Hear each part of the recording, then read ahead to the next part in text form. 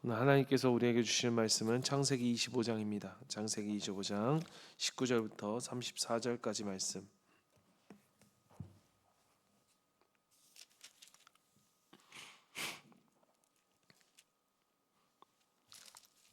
19절부터 34절 가운데 29절부터 34절까지만 같이 읽겠습니다.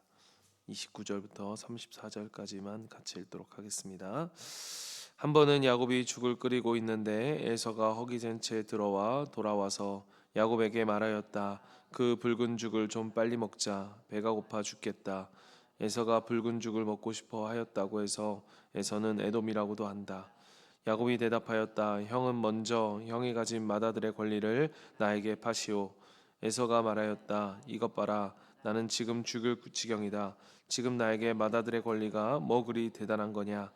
야곱이 말하였다. 나에게 맹세부터 하시오. 그러자 에서가 야곱에게 맏아들의 권리를 판다고 맹세하였다. 야곱이 빵과 팥죽을 얼마를 에서에게 주니 에서가 먹고 마시고 일어나서 나갔다. 에서는 이와 같이 맏아들의 권리를 가볍게 여겼다. 아멘. 최근에 알게 된 것입니다. 알게 된 것인데 이 10대들 청소년들 아니 더 나아가서는 이 어린아이들까지 이 사이에 전염병처럼 번져나갔던 사회적인 큰 논리를 일으켰던 것 중에 하나가 온라인 불법 사이버 도박이라고 하는 것이었습니다.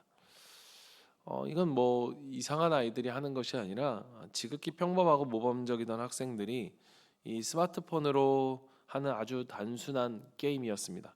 뭐 홀짝 게임 같은 거, 또 사다리 타기 게임 같은 거. 당장의 게임 머니 이 10,000원이 부족해서 그에 이렇게 팝업처럼 뜨는 거예요. 대리 입금을 해줍니다. 그러면 이 SNS를 통해서 이른바 대리업금을 통해서 이제 우리로 말하면 사채를 빌리는 거죠. 단 10,000원 혹은 30,000원을 빌렸는데 일주일 뒤 이자가 수백만 원으로 불어납니다. 그러니까 아이들이 감당을 못하니까 이 빚을 갚기 위해서 부모님의 지갑에 손을 대고 중고거래 사기를 치면서 결국 범죄자가 되어 자신의 그러한 찬란한 미래와 인생 전체를 파멸의 늪으로 던져버리게 되어지는 그러한 일들이 일어나고 있었던 것이 우리 아이들, 평범한 아이들 속에서 일어나고 있었던 일이었습니다. 사실 우리의 상식으로는 잘 납득이 되지 않죠. 어떻게 그깟 스마트폰 게임의 1분의 짜릿함을 위해서 자기의 인생 전체를 저렇게 허무하게 내다버릴 수 있다는 것일까? 그러나 여러분 이것이 바로 중독과 충동의 실체입니다. 눈앞에 어른거리는 즉각적인 쾌락과 당장의 어떤 갈급함 앞에서는 보이지 않는 미래의 거대한 가치는 휴지 조각처럼 무가치하게 느껴진다는 것이죠. 오늘 우리가 마주한 창세기 25장에는 이 도박에 빠진 청소년들보다 훨씬 더 기가 막히고 사실 어리석은 거래를 한 남자가 등장합니다.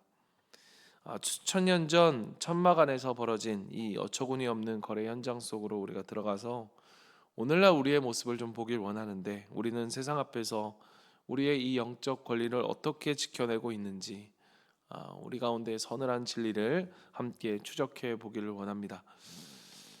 오늘 본문은 이삭과 리브가 가정에 찾아온 20년 만의 기적. 오늘 말씀에 보면 21절에 보면 자기 아내가 임신하지 못함으로 아기를 갖게 해달라고 주님께 기도하였습니다. 그 기도의 제목이 20년 만에 이제 응답이 되어지는데 이 쌍둥이 아들의 탄생으로 시작되어집니다. 그런데 문제는 두 아이가 뱃속에서부터 치열하게 싸웠던 거예요. 이 고통스러워하는 리브가에게 하나님은 창세기의 방향을 결정짓는 엄청난 구속사의 예언을 던지시는데 23절입니다.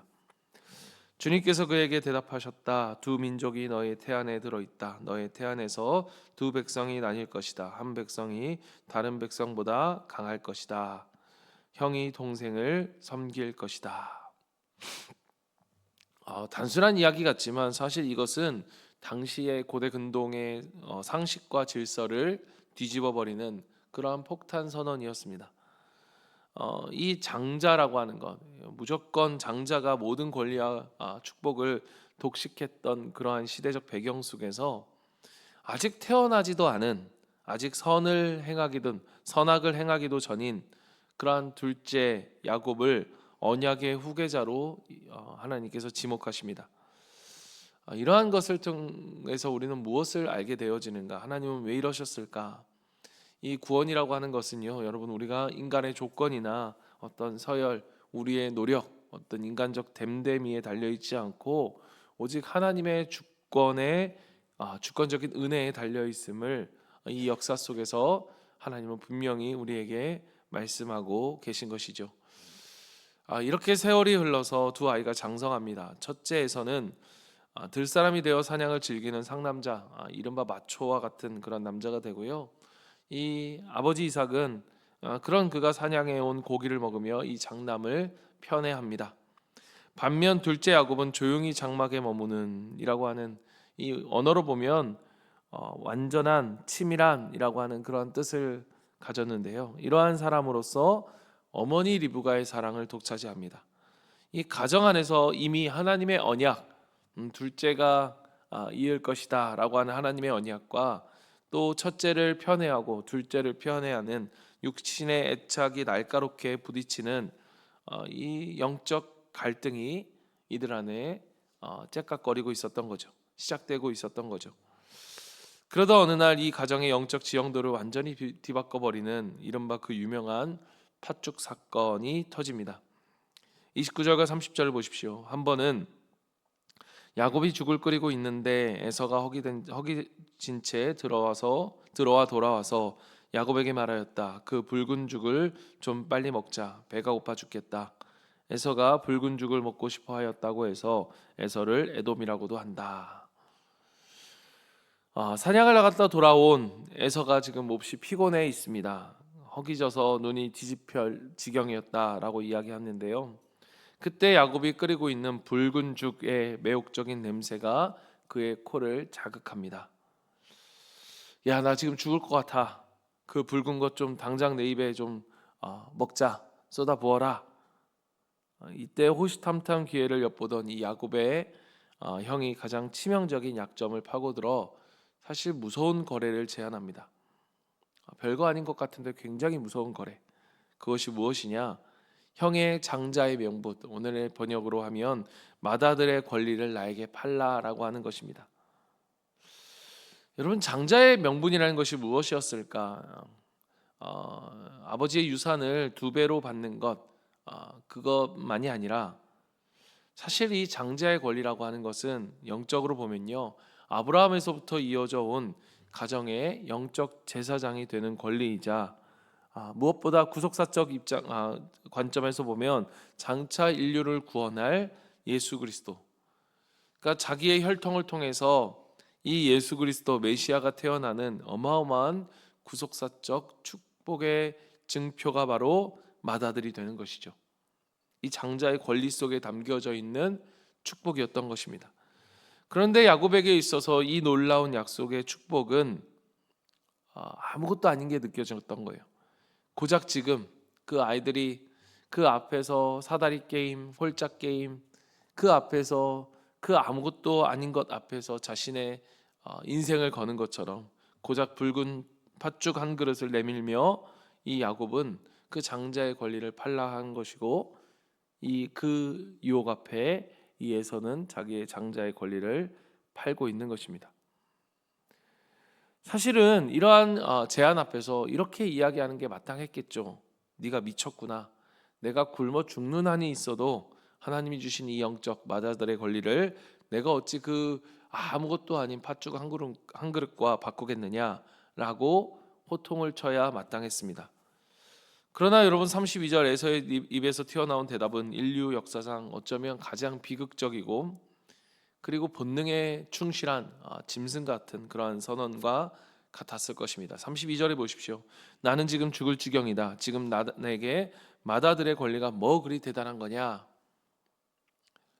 여러분, 지금 에서가 정말로 너무너무 배고파 굶주려 죽어가고 있습니까? 여러분, 당시 아브라함의 후손 이들의 이 집안은요 결코 가난하지 않았습니다. 부자였습니다. 부잣집 족장의 아들의 집에 와서 아들이 집에 와서 이 밥 한 끼를 좀 늦게 먹는다고 해서 결코 죽지 않습니다. 그가 지금 죽게 되었다라고 하는 이 말은 무엇을 보여주는가 하면 그의 영혼이 눈앞의 육신적인 욕망에 완벽하게 집어 삼켜졌다, 사로잡혔다라고 하는 그러한 모습을 증거로서 보여주는 것입니다. 그러니까 에서에게 이 장자의 명분, 즉 눈에 보이지 않는 하나님의 언약이라고 하는 것은 뜬구름 잡는 것이었어요. 예수 그리스도, 물론 그가 생각하진 않았을 것입니다. 그러나 우리의 입장에서 보면 하나님의 약속, 예수 그리스도, 영적인 제사장,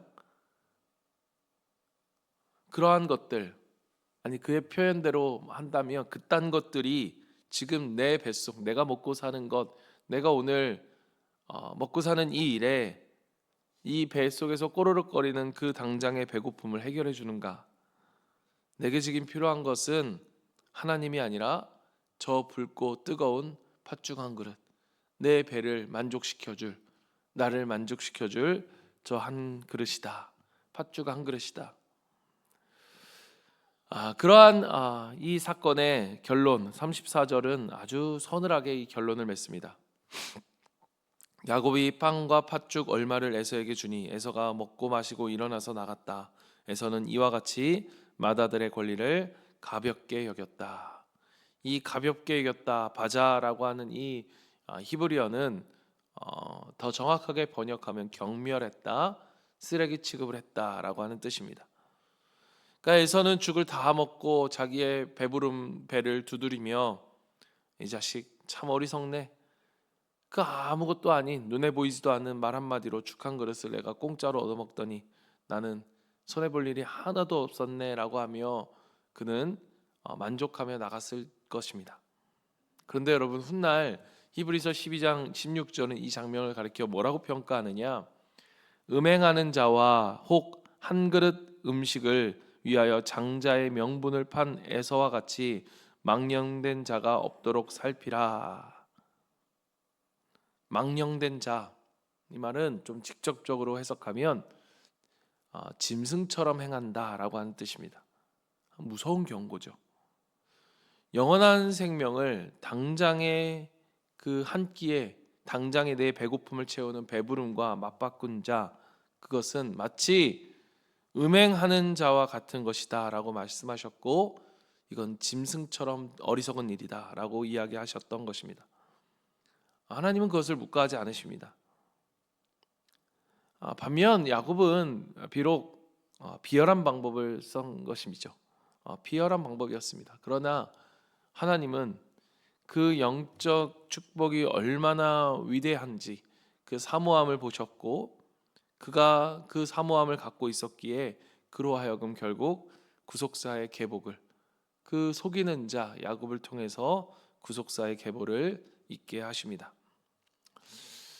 말씀을 정리합니다. 여러분, 우리가 이 아까 말한 사이버 도박에 빠진 아이들, 단돈 몇만 원, 그리고 1분의 짜릿한 쾌감을 얻기 위해서 결국 자신의 미래를 팔아버리게 된 아이들을 생각하면 참 어리석고, 또 우리는 어리석다고 그렇게 혀를 찰지도 모르겠습니다.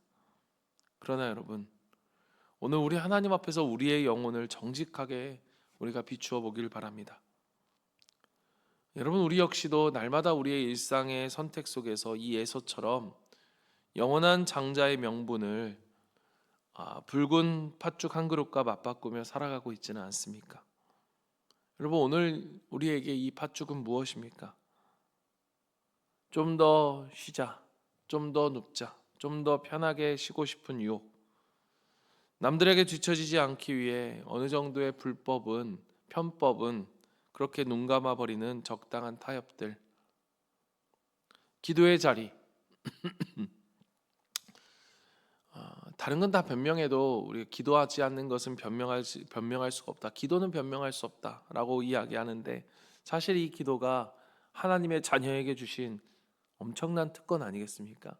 하나님의 자녀만이 할 수 있는 그 기도와 우리에게 생명보다 더 귀한 것으로 주신 영적인 양식인 이 말씀을 뒤로 미루고 그게 나에게 밥을 먹여주냐, 오늘 나에게 배부름을 주냐, 당장의 쾌락과 돈을 쫓아가는 우리의 분주함들.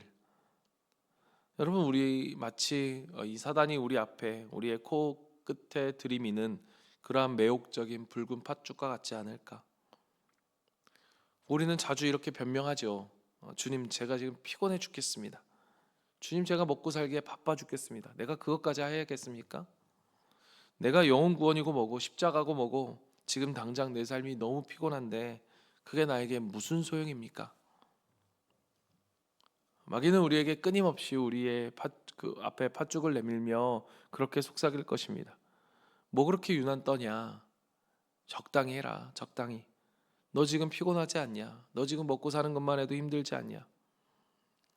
알아서 다 되겠지. 공사야, 공사하는 사람이 하는 거고 VIP야, 열심히 있는 사람이 하는 거니까 그냥 대충 해. 뭘 해? 네 얘기 아니야.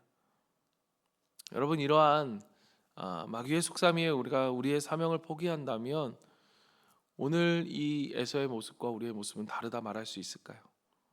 영원한 하늘의 상급과 생명을 낳는 거룩한 장자의 명분을 편안함이라고 하는 이 팥죽 한 그릇과 팔아넘기는 우리 또한 제2의 에서가 되고 말 것입니다.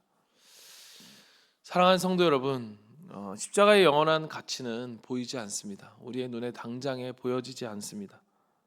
그러나 당장에 눈에 보이는 세상의 어떤 화려함과도 십자가의 가치, 복음의 가치, 구원의 가치는 결코 비교할 수 없습니다.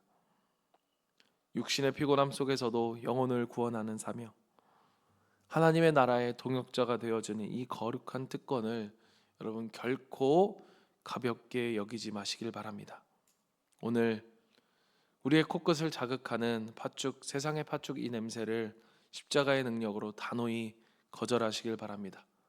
내가 지금 비록 배고프지만, 그러나 내가 피곤하지만 나를 위해 피 흘리신 예수 그리스도의 언약, 그 십자가의 그 특권, 그 맏아들의 특권만은 내가 절대 포기하지 않을 것이다. 내 생명처럼 굳게 붙들 것이다.